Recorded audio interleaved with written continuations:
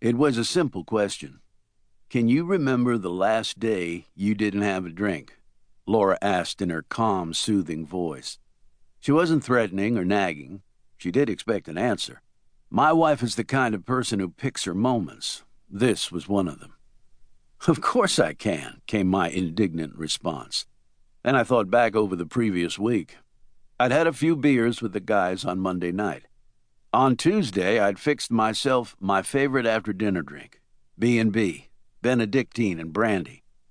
I'd had a couple of bourbon and sevens after I put Barbara and Jenna to bed on Wednesday. Thursday and Friday were beer drinking nights. On Saturday, Laura and I had gone out with friends. I'd had martinis before dinner, beers with dinner, and B&Bs after dinner. Uh-oh. I had failed week 1. I went on racking my memory for a single dry day over the past few weeks. Then the past month. Then longer. I could not remember one. Drinking had become a habit. I have a habitual personality. I smoked cigarettes for about 9 years, starting in college. I quit smoking by dipping snuff. I quit that by chewing long-leaf tobacco. Eventually, I got down to cigars. For a while, I tried to rationalize my drinking habit. I was nowhere near as bad as some of the drunks I knew in our hometown of Midland, Texas. I didn't drink during the day or at work. I was in good shape and jogged almost every afternoon, another habit. Over time, I realized I was running not only to stay fit, but also to purge my system of the poisons. Laura's little question provoked some big ones of my own. Did I want to spend time at home with our girls or stay out drinking? Would I rather read in bed with Laura or drink bourbon by myself after the family had gone to sleep? Could I continue to grow closer to the Almighty? Or was alcohol becoming my God? I knew the answers, but it was hard to summon the will to make a change. In 1986, Laura and I both turned 40. So did our close friends, Don and Susie Evans. We decided to hold a joint celebration at the Broadmoor Resort in Colorado Springs. We invited our childhood friends, Joe and Jan O'Neill, my brother Neil, and another Midland friend, Penny Sawyer. The official birthday dinner was Saturday night. We had a big meal, accompanied by numerous $60 bottles of Silver Oak wine. There were lots of toasts, to our health, to our kids, to the babysitters who were watching the kids back home. We got louder and louder, telling the same stories over and over.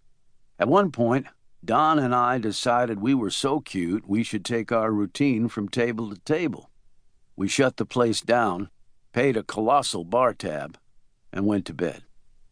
I awoke the next morning with a mean hangover.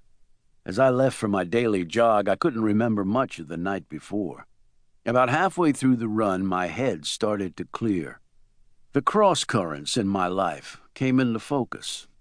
For months I had been praying that God would show me how to better reflect His will. My scripture readings had clarified the nature of temptation and the reality that the love of earthly pleasures could replace the love of God.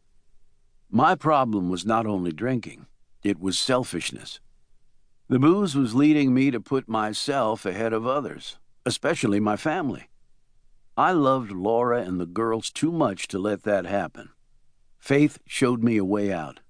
I knew I could count on the grace of God to help me change. It would not be easy, but by the end of the run, I had made up my mind I was done drinking. When I got back to the hotel room, I told Laura I would never have another drink.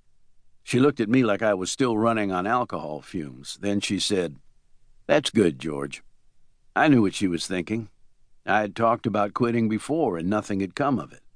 What she didn't know was that this time I had changed on the inside, and that would enable me to change my behavior forever. It took about 5 days for the freshness of the decision to wear off. As my memory of the hangover faded, the temptation to drink became intense. My body craved alcohol. I prayed for the strength to fight off my desires. I ran harder and longer as a way to discipline myself. I also ate a lot of chocolate. My body was screaming for sugar. Chocolate was an easy way to feed it. This also gave me another motivation for running, to keep the pounds off. Laura was very supportive. She sensed that I really was going to quit. Whenever I brought up the subject, she urged me to stay with it. Sometimes I talked about drinking again just to hear her encouraging words. My friends helped too, even though most of them did not stop drinking when I was around. At first it was hard to watch other people enjoy a cocktail or a beer, but being the sober guy helped me realize how mindless I must have sounded when I drank. The more time passed, the more I felt momentum on my side. Not drinking became a habit of its own, one I was glad to keep.